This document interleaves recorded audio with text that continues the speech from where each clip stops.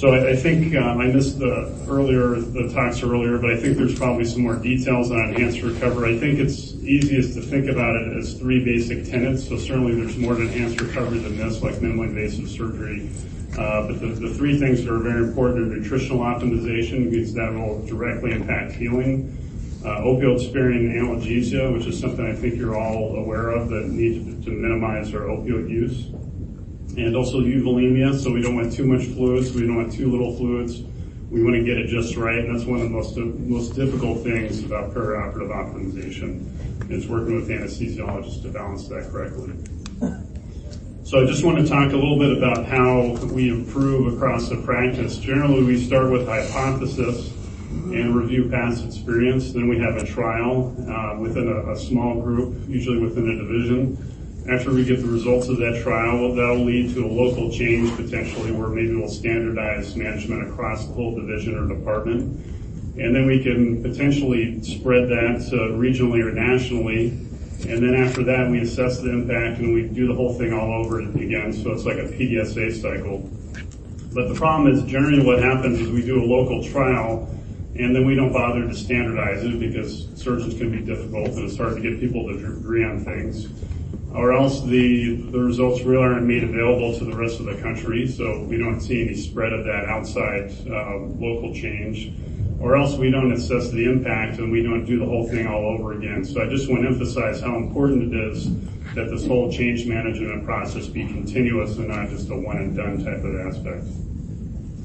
So in that vein, this is what we did at Mayo Clinic since 2011, starting with conservative management, and we looking at a very homogeneous patient population here, patients who had a complex cytoreduction for ovarian cancer defined as needing a colon resection, splenectomy, or diaphragm resection. The average length of stay was 8 days.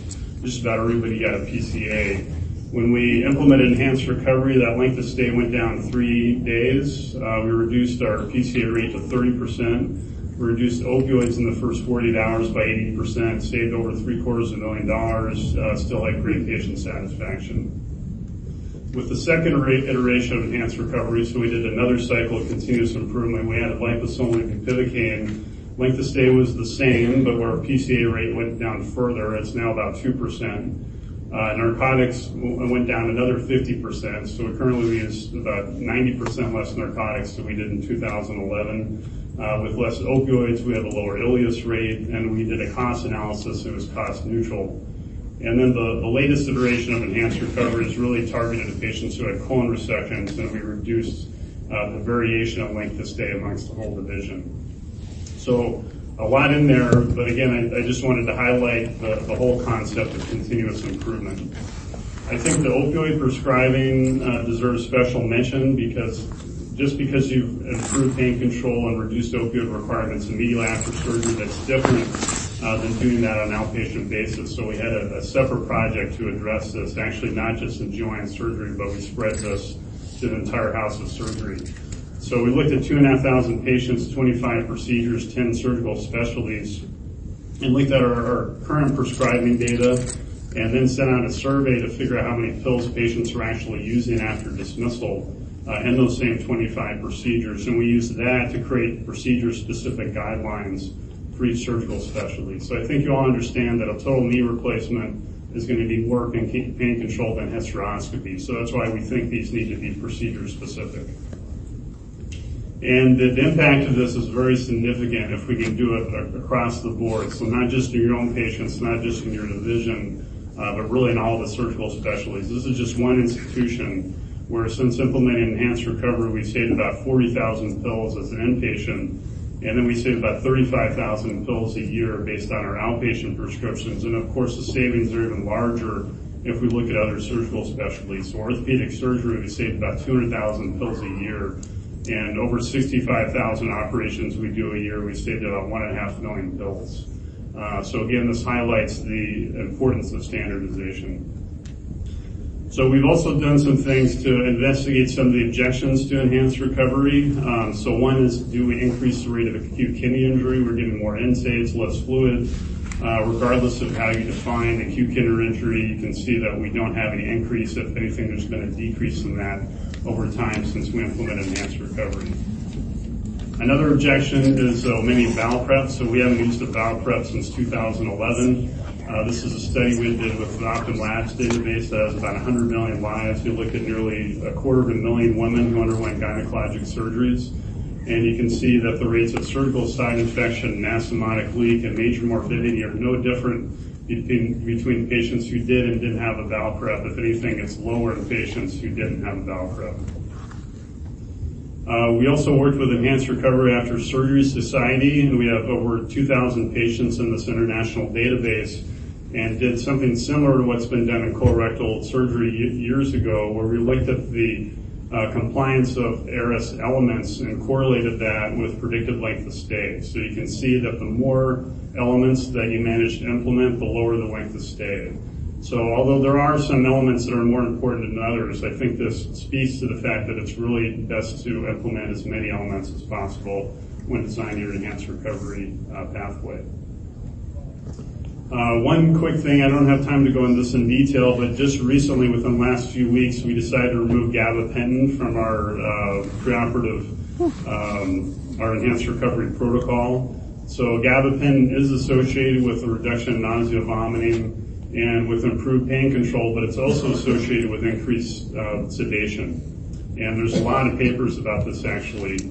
And I'm not sure how we missed it initially, but the weight of the evidence, I think, argues against giving gabapentin preoperatively. So you can see that the odds ratio is significant. We look at the association of preoperative gabapentin with the need for a rapid response team in the PACU and the PACU. There's also a dose-response relationship, so the odds ratio is higher with 600 versus 300 milligrams. And even in laparoscopic procedures, if we limit that to those that are greater than 90 minutes, the odds ratio was 1.2 for respiratory depression in the PACU. So these are rare events. It's something that we wouldn't notice if we hadn't studied, but they can be very dangerous events, and I think probably it's not worth the benefit that we get from gabapentin. We've also written some guidelines for enhanced recovery in gynecologic oncology. These were very well read, over 70,000 downloads. We just published an update to this spring. This received the award for the most downloaded paper in the International Journal of Gynecologic Cancer, over 20,000 downloads just since April of this year. So I invite you to read those if you're interested. And at this forum last year, I also talked about the HRQ safety program for improving surgical care and recovery. Again, getting at that aspect of spread that I talked about before. So this seeks to implement enhanced recovery in 5 different service lines over the entire country. And the most important thing, again, I want to reiterate about enhanced recovery is once the team sees the improvements that are available that you can actively change in your patients, it generates a lot of interest to tack other things. So after enhanced recovery, we had a bunch of other projects that led to a 50% reduction in our anastomotic leak rate, reduced our surgical and site infection rate, and also reduced our transfusion rate significantly in patients with ovarian cancer. And this led us all to get together and agree on standardized perioperative decision-making for other parts of oncologic practice. So thank you again for the invitation to talk, and I think we're going to have a panel discussion now. Is that right? Okay, thank you.